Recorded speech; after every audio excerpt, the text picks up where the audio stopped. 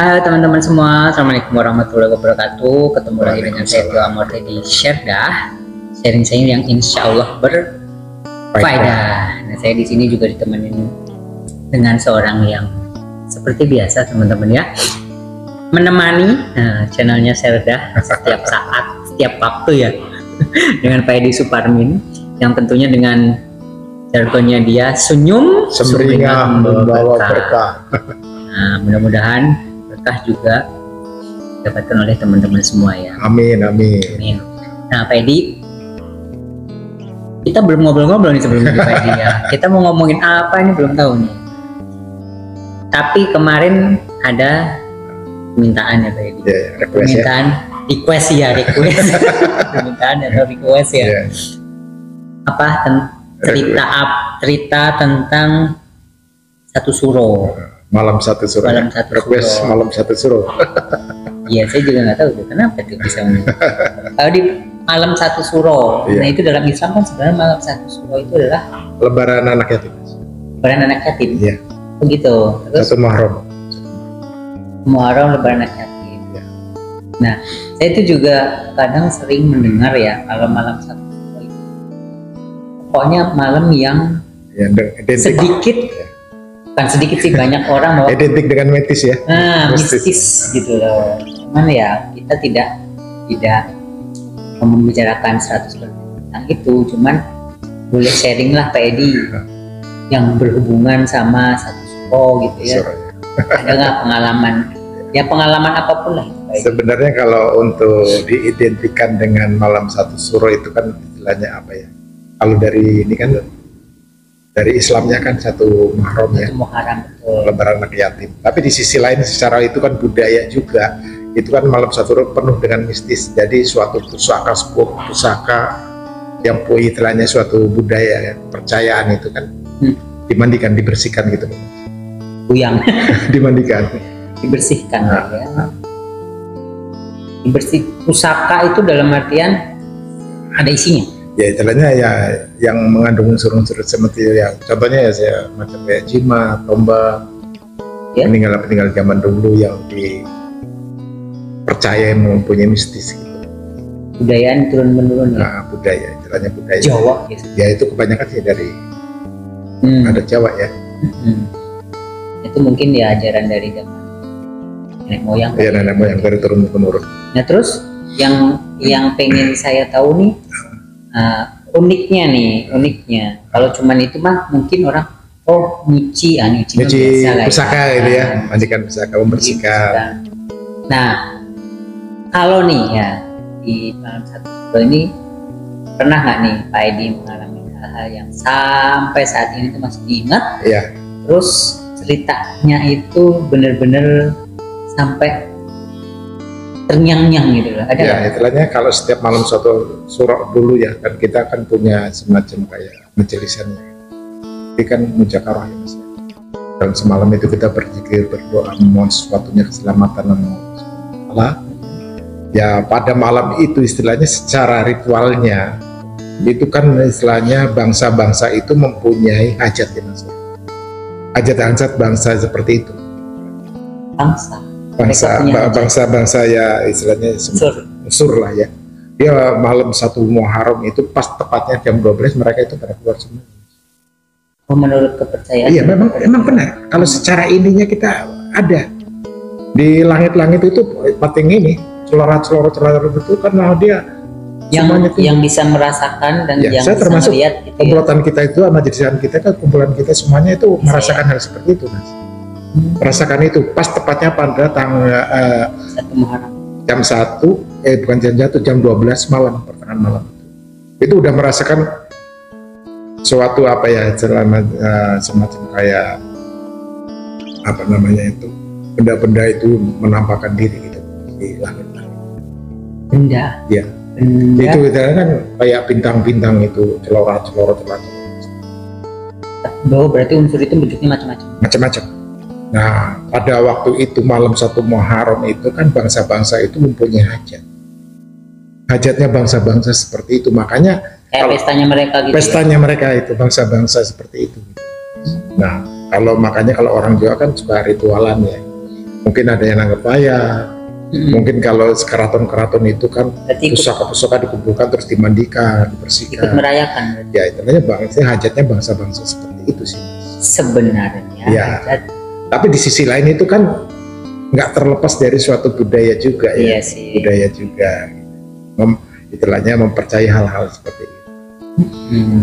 Nah terus Pak, yang pernah Pak Edi selain itu kan tadi Pak Edi mungkin zikir berdoa bareng dengan ya, jenisnya. Pernah nggak pada malam atau Pak Edi misalkan lagi nanganin apa? Tapi Jadi, kalau untuk nangani hal-hal yang seperti itu yang memang seperti sebelum-sebelumnya pernah. nggak nangani. Memang di malam 1 Muharram adalah fokus untuk mujakarah, untuk berdoa ya. Gitu. Doa lebih mendekatkan diri kepada Allah. Tapi pernah nggak? Tapi hal-hal yang Ada mistis itu, kejadian-kejadian. karena kita kan kecimpung tentang hal mistis ya. Nah, Secara unsurnya memang kita merasakan di saat pertengahan malam itu bangsa-bangsa itu punya hajat, dan itu pertengahan tepatnya jam 12 kita merasakan. Ya taruhlah setengah 12 kita udah merasakan rasa Penyakit mual, lagi, gitu ya. kepala pusing karena dari unsur itu kan berbenturan. Iya, kita merasakan hal itu. pola Goncangan pusing itu karena berbenturan itu, benturan dari unsur seperti itu kan hajatnya bangsa-bangsa begitu. Sedangkan kita orang itu kan memarahi bangsa-bangsa seperti itu. Nah, di saat mereka itu keluar bangsa-bangsa seperti itu punya hajat seperti itu, otomatis kita merasakan energinya dia, merasakan energinya itu luar biasa. jadi ibaratnya Pak Edi dan teman-teman itu yang bisa merasakan itu terganggu lah ya. Ya, Karena istilahnya energi yang berlawanan ya. ya, karena energinya mistisnya itu dia kan berbenturan. Itu memang kita benar-benar merasakan seperti itu. Kalau kita melihat tengah malam pas 12-nya itu ke atas langit itu, memang itu cahaya tuh udah kayak bertebaran aja. Kayak bintang. Iya, kayak bintang Kayak apa? bertebaran aja. Kembang api. Ya, seperti itu. Tapi nggak semua orang bisa lihat kan. Ya nggak semuanya. Ya itu hanya komplotan kita aja lah. Suatu majelis yang kita kumpulan kita itu yang merasakan seperti itu. Belum itu menimbulkan itu, kita udah merasakan benturan energinya itu, Mas. Menurut kami. Jadi sebenarnya hanya karena mereka ada hajatan di sana. Jadi Pak Edi ngepek dong. Ya, itu istilahnya efek ya, efek dari suatu benturan. Karena benturan. Ya, benturan. Nah itu tiap ada tiap tanggal 1 Malam. itu begitu ya. Itu kita setiap malam 1 Malam itu kan dalam 1 malam itu kita nggak tidur. Kita berzikir, berdoa, mujakarah lah ya. Agar supaya benturan itu nggak Ya, efek mujakarah lah istilahnya lebih dekat mendekatkan diri kepada Allah ya kan. Intinya kan di malam-malam itu kan 1 Muharram itu kan nanti kesananya itu kan 1 surah ya, 1 Muharram itu kan banyak peristiwa, suatu kejadian gitu loh. Contohnya musibah banyak kejadian musibah di bulan Muharram, di bulan 1 surah itu kan banyak kejadian musibah. Ya mungkin Mas bisa merenungkan bahwa kejadian-kejadian yang besar atau gimana itu kan banyak kan terjadi di 1 Muharram. 1 Muharram di bulan surah itu. Ya, suatu kejadian-kejadian itu banyak kan di 1 Muharram itu kan.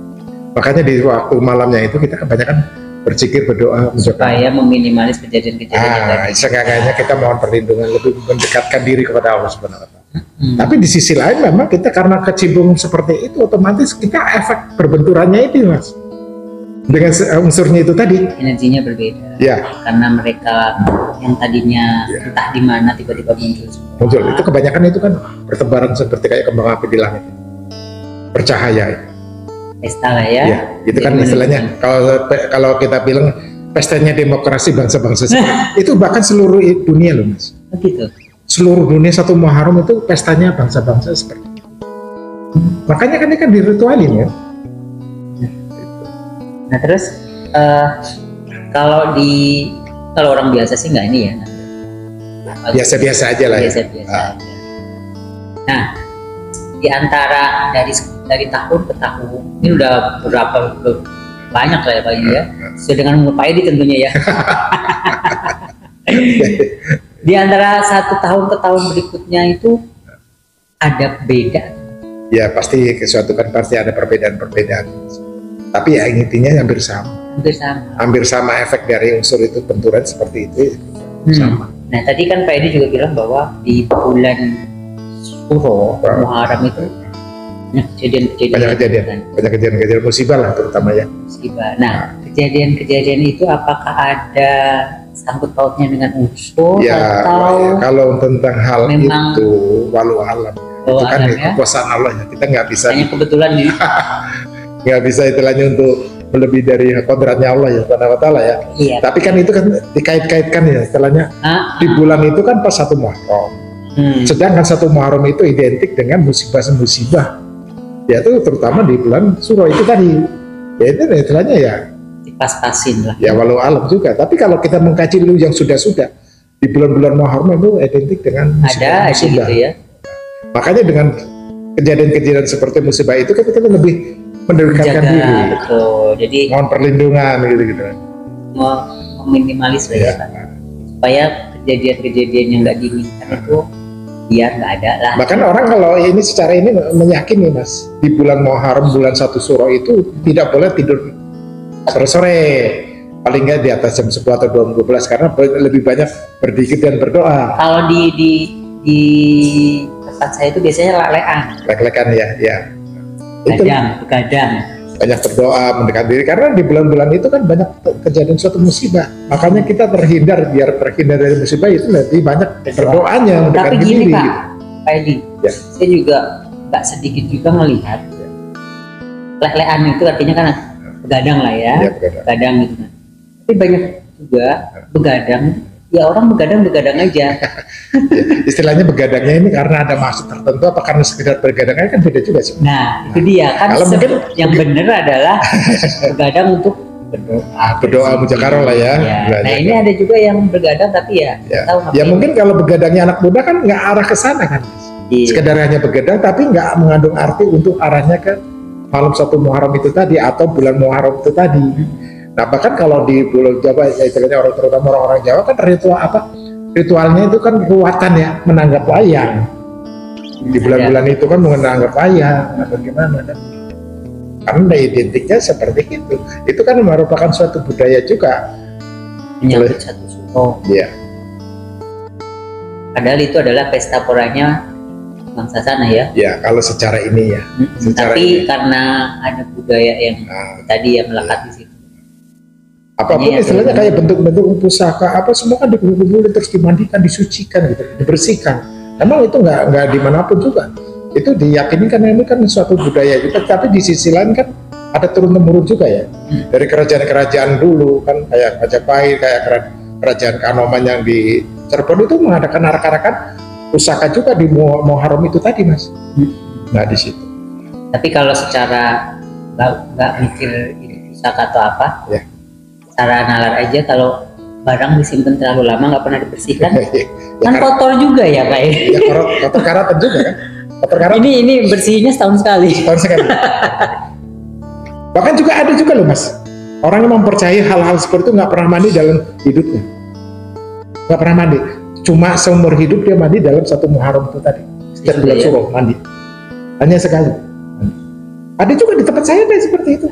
Ada. Nah, yang begini itu ada something nggak atau sesuatu apa? Ya, mungkin kayak itu urusan mereka lah ya. Kita nggak tahu tujuan apa seperti itu. Mungkin dia. Tapi kalau manusia biasa kan mungkin. Ya sekarang jangankan setahun sekali, dalam sehari nggak mandi aja kita rasanya udah gerah ya kan. Ya nggak enak lah. Karena apa? Bagaimanapun juga kan air merupakan suatu energi juga, kehidupan. Tanpa air manusia nggak akan bisa hidup. Kok istilahnya dalam 1 tahun mandi sekali kan rasanya gimana itu kan? Ya mungkin karena ada sesuatunya, dia menjalankan sesuatunya mungkin bisa itu.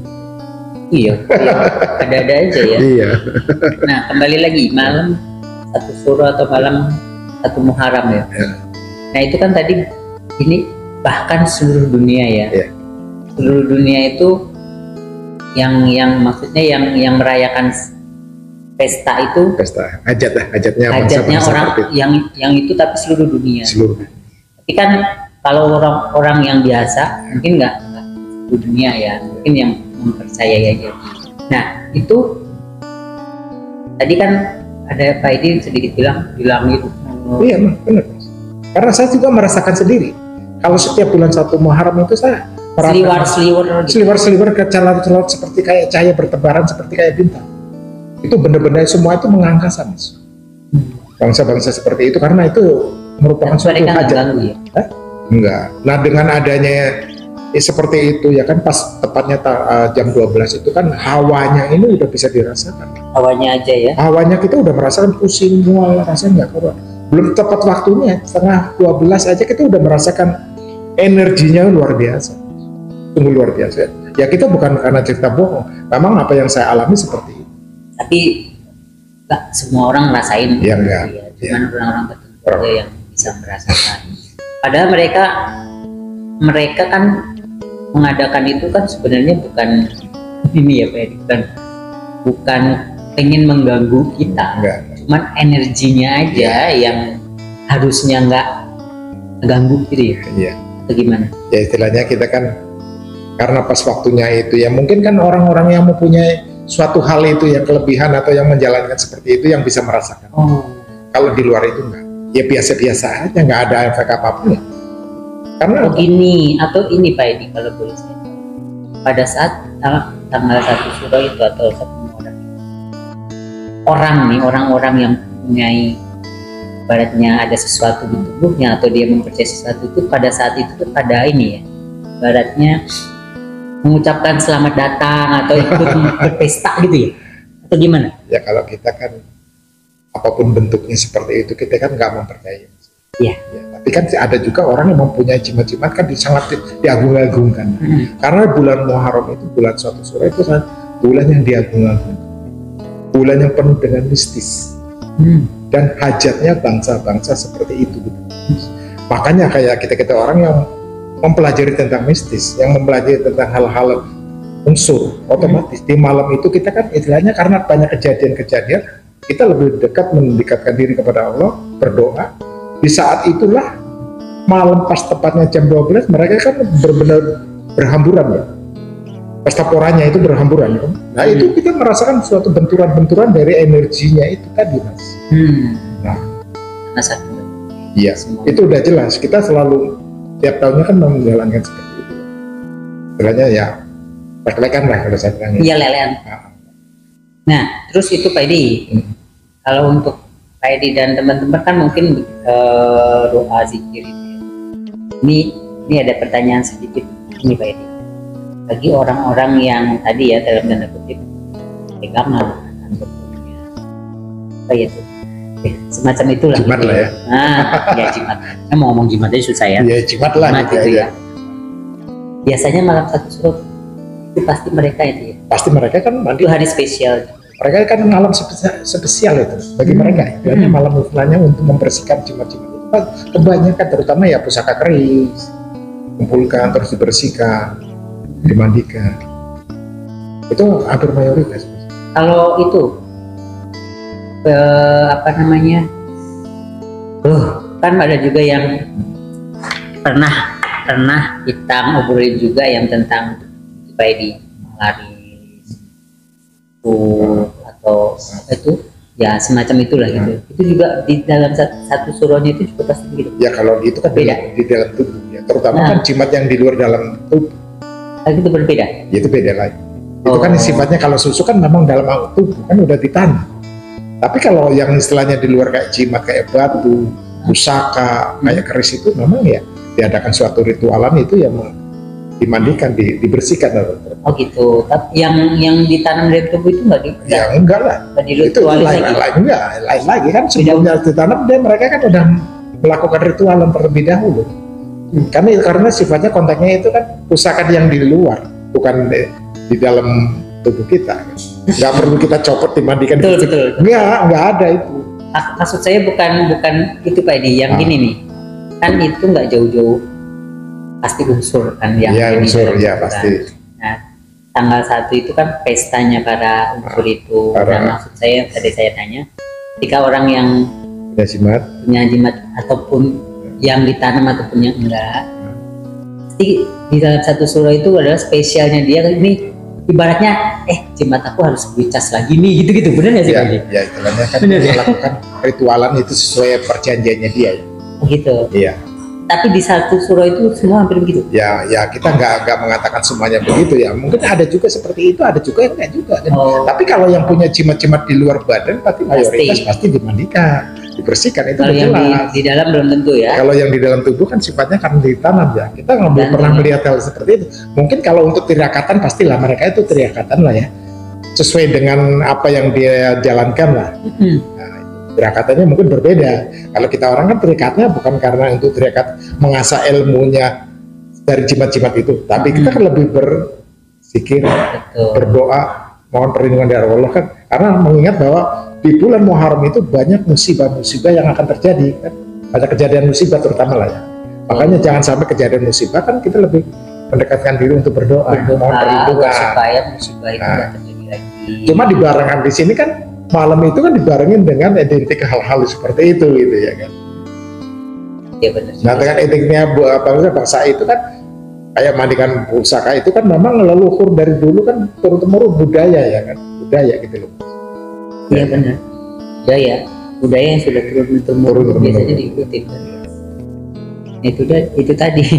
saya sih ngelihatnya ya, oh dicuci, oh iya mungkin udah lama nggak kotor. Saya mikirnya begitu aja sih Pak.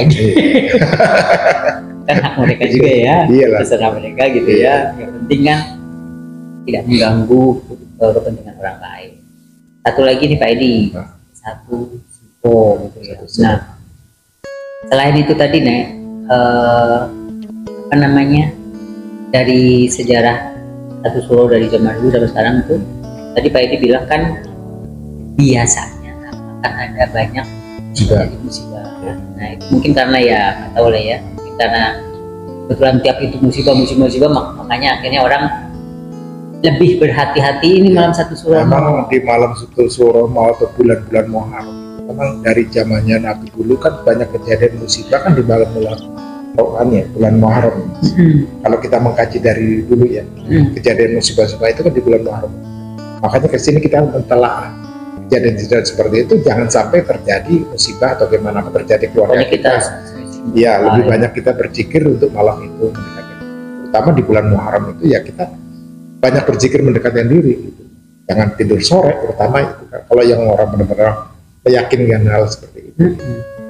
Kan ada urutannya, itu kan Muharram sebenarnya tanggal Jawa ya. Surau, Safar apa? Apalagi Pak Edi? Saya nggak begitu. Kalau secara Islamnya kan itu lembaran anak yatim ya kan, lembaran anak yatim ya kan. Iya. Muharram. Nah terus Pak Edi kan tadi saya udah tanya tuh, ada kejadian yang paling diingat sampai sekarang ada nggak?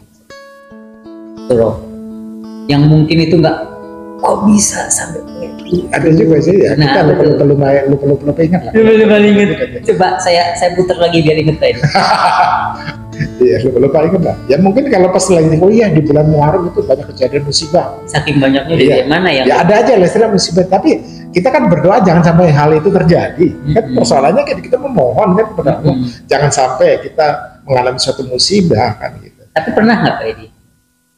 Ya Pak Edi pernah nggak ngalamin tuh? Akhirnya musibah terjadi. Ya, entah itu musibah yang ada juga musibah terjadi, musibah seperti ada di bulan Muharram ya terutama ya. Tapi istilahnya kan kita ya itu mungkin ya karena kekuasaan Allah. Kembali lagi ke situ. Jadi kita nggak bisa menahan suatu apapun kalau memang itu udah takdir dan kehendak Allah kan begitu. Iya. Tapi ada nggak yang berhubungan sama itu unsur? Ya. Terutama ini. Lupa. Ya mungkin ya ada juga sih, ya mungkin ya. Yang Pak Edi alami belum? Ya kalau sama sini selama ini alhamdulillah ya, gitu aja lah. Ya mungkin karena Pak Edi. Ya memang intinya kita kan berdoa selalu itu bulan Muharram atau bulan apapun, intinya kita berdoa selalu diberikan suatu kesehatan ya kan. Betul. Kesehatan, keselamatan, jangan sampai kita terjadi suatu musibah dalam keluarga kita terutama ya. Kita saudara-saudara kita ya kan, karena kita memintanya seperti itu ya kan. Kita nggak akan berharap, kita harus berdoa terus kan gitu. Iya. Kalau memang itu akan kejadian seperti itu ya mungkin udah takdirnya Allah Subhanahu Wa Taala kan gitu. Kita manusia bisa berdoa dan berusaha ya Pak Edi. Selanjutnya mah keputusan yang maha kuasa. Iya. Terakhir nih Pak Edi, kan kemarin sedikit ada yang ada permintaan mistis nih, Ya. cerita mistis di satu suro ya. Tadi kan ada sudah sedikit nih diceritain.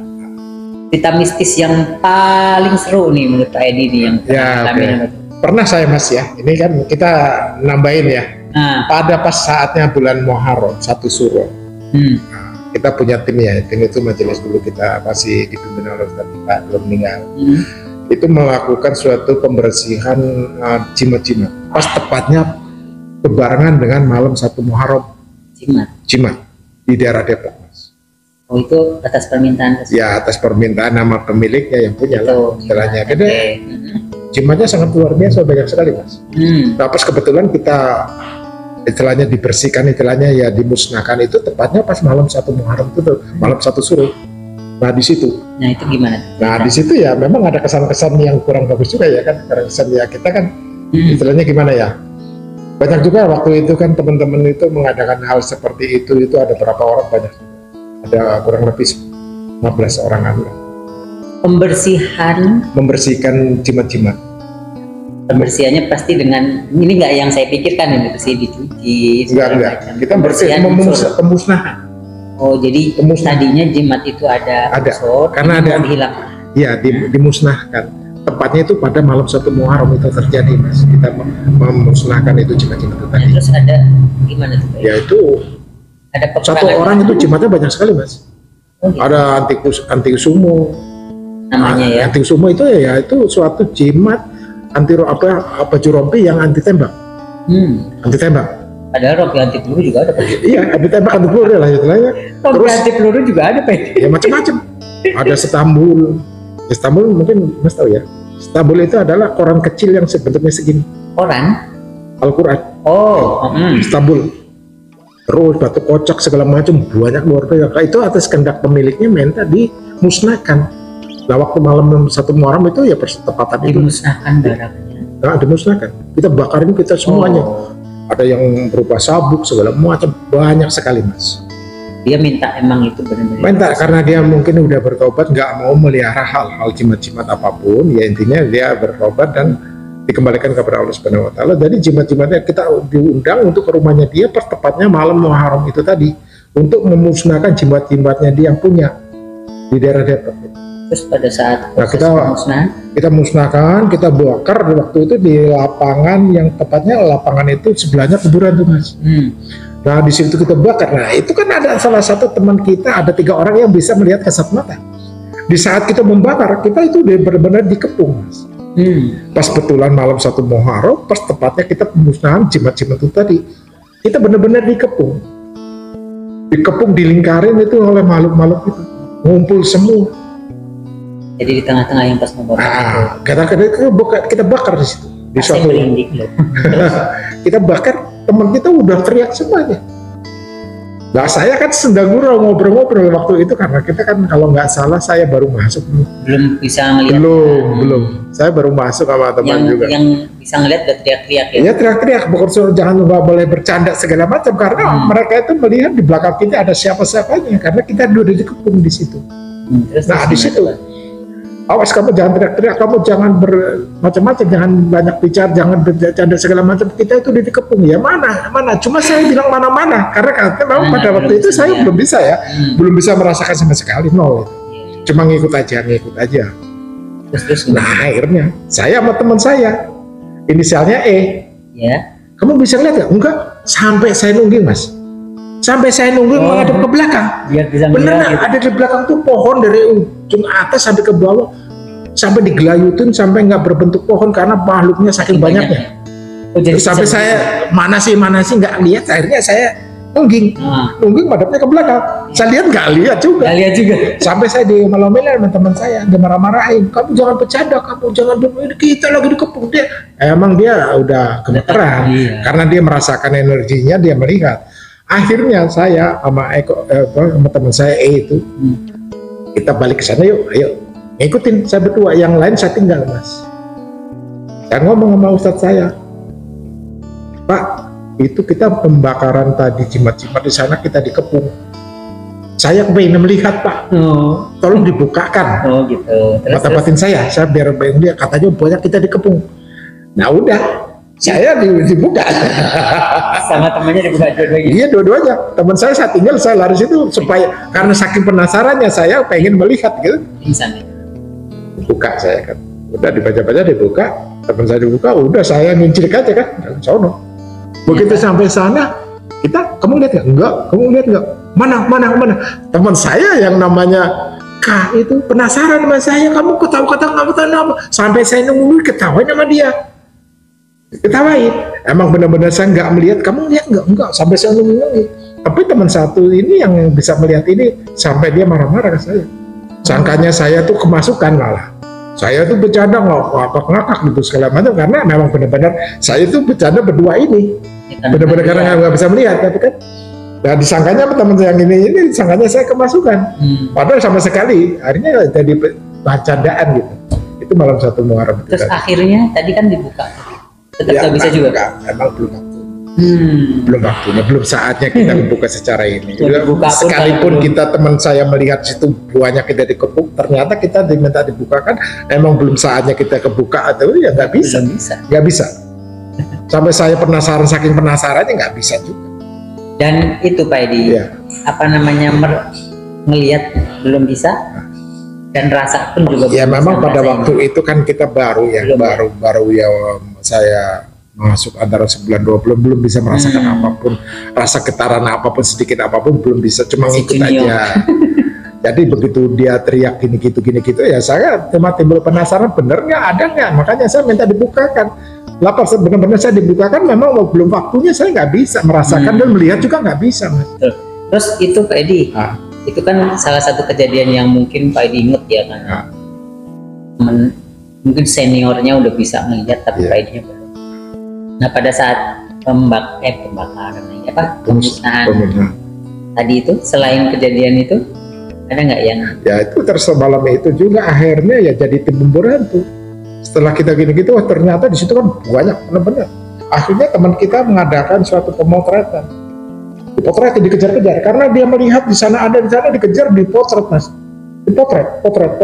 Yang ada berapa biji yang kena itu, kena potret. Yang dari kayak kunyang yang kepalanya doang, mulutnya lidahnya keluar itu kunyang. Itu juga kena juga. Tapi itu maksudnya dikejar-kejar itu diusir kan? Enggak, memang sengaja kita potret untuk kenang-kenangan aja. Gitu. Bener, kita ada berapa orang hampir kali 8 orang 7 orang malam itu tengah malam, Mas. Tapi mereka yang unsur-unsur yang tadi ada di potret yang mau diambil gambarnya di potret itu sebenarnya nggak ganggu, cuman dia ada di situ karena aja. Pada waktu itu kan pemusnahan kita bakar, mereka tuh pada ngeriung. Nah udah setelah bakar-bakar begitu kan kita sampai penasaran bener nggak sih, ada nggak, akhirnya kan saya minta dibukakan oleh ternyata memang belum waktunya, saya kan nggak kebuka. Akhirnya teman saya ngomong, Pak boleh nggak kita mau mengadakan moto-moto di situ, banyak makhluknya yang pada keluar di saat kita bakar tadi untuk menggunakan jimat-jimat. Udah izinkan kan. Akhirnya ya teman-teman mengadakan pemburuan itu tadi, benar-benar dikejar-kejar, Mas. Di sana ada kan itu kayak burung. Loncat sana. Maksudnya pemburuan itu pengen ambil gambar. Bukan pengen memusnahkan dia, enggak, ngambil gambar. Pengen ngebuktiin ini. Kejar lagi, lari sana. Kita kejar lagi, kita potong. Saya pikir tuh diburu mau dibunuh gitu maksudnya. Enggak ya. Kita pemburuan itu untuk diambil foto gambar. Berburu gambar. Iya. Saya pikir diburu buat dimusnahkan. Iya.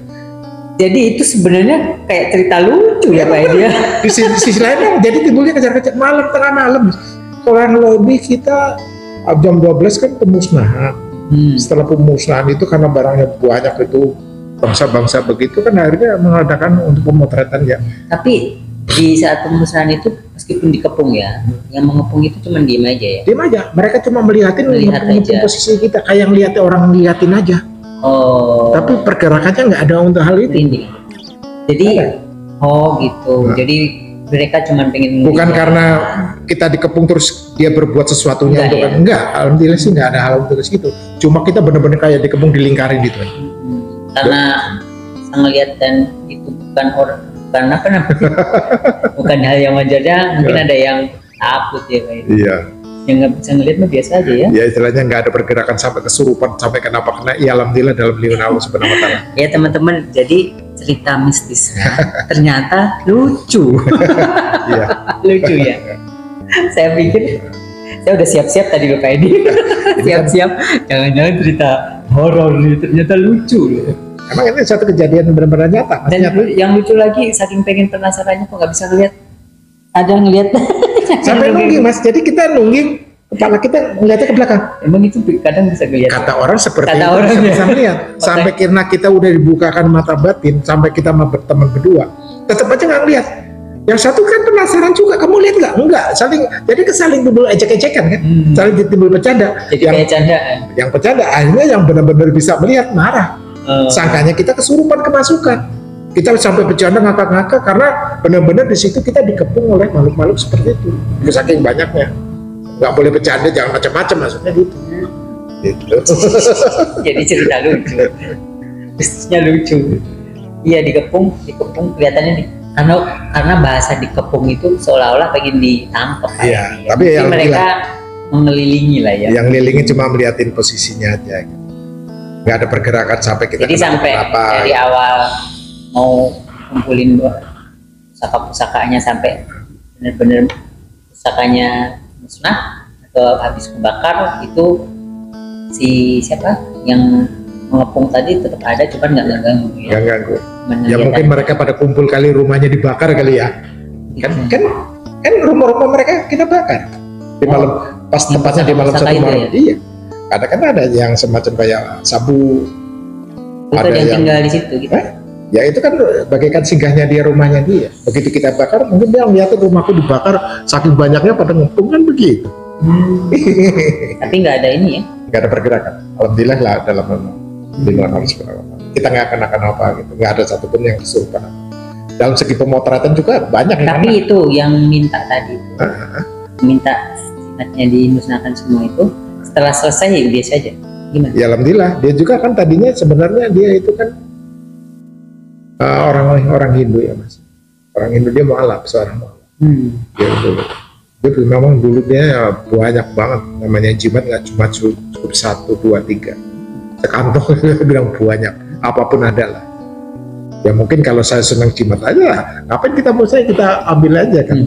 Karena itu mahal-mahal juga, kita jual aja mau. Barangnya mahal cuma juga. Kan buat apa kan, justru kita dapat dosa nanti. Iya. Nggak kenapa-napa tuh. Ya alhamdulillah sih.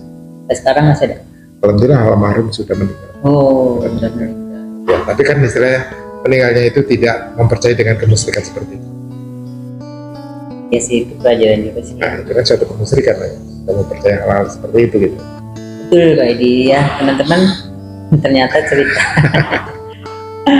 bukannya jong ya, bukan cerita mistis, ternyata di Pak Edi pengalaman yang paling menarik dia adalah lucu. Karena kocak. Di perguruan kita ini, majelis kita itu setiap tahunnya itu mengadakan seperti itu Mas. Kalau selalu malam satu Muharram. Iya. Jadi di satu suro atau Muharram itu alangkah baiknya kita sama-sama memperbanyak doa, zikir supaya ya intinya adalah kita selalu diberi keselamatan, kita selalu dijauhkan dari musibah, dijauhkan dari musibah. Seperti itu teman-teman. Jadi sekali lagi ya, saya sebelum akhir ketawa dulu nih. Yang diminta cerita mistis ternyata mistisnya, ya ada mistisnya bener ya Pak Edi. Ada. Mistis. Cuman mungkin pada saat itu Pak Edi-nya masih junior nih ya, jadi belum bener-bener. Jadi yang ada lucu ya. Kalau sekarang setiap malam 1 Maret pasti merasakan. Iya. Teman-teman pada kumpul lah untuk hal seperti itu. Iya, jadi pada intinya nih malam 1 Suro atau 1 Muharram di kita ya sama-sama lebih memperbanyak ya Pak Edi, memperbanyak doa, zikir agar supaya kita selalu diberi kesehatan dan keselamatan. Ya terutama dijauhkan dari musibah lah. Betul, dan tidak hanya di 1 Suro aja Pak Edi ya, tiap hari, tiap saat kita harus selalu betul ya Pak Edi ya? Iya betul. Nah, oke Pak Edi, untuk sharing kita ketawa lagi nih Pak Edi. Nggak jadi mistis tapi lucu. Oke teman-teman, sharing tentang mistis tapi yang lucu dari Pak Edi tentang 1 Suro. cukup sekian. Sampai ketemu di video-video selanjutnya. Dan jangan lupa yang belum subscribe di subscribe. Dan kalau perlu di like dan di komen ya. Oke, assalamualaikum. Waalaikumsalam warahmatullahi wabarakatuh.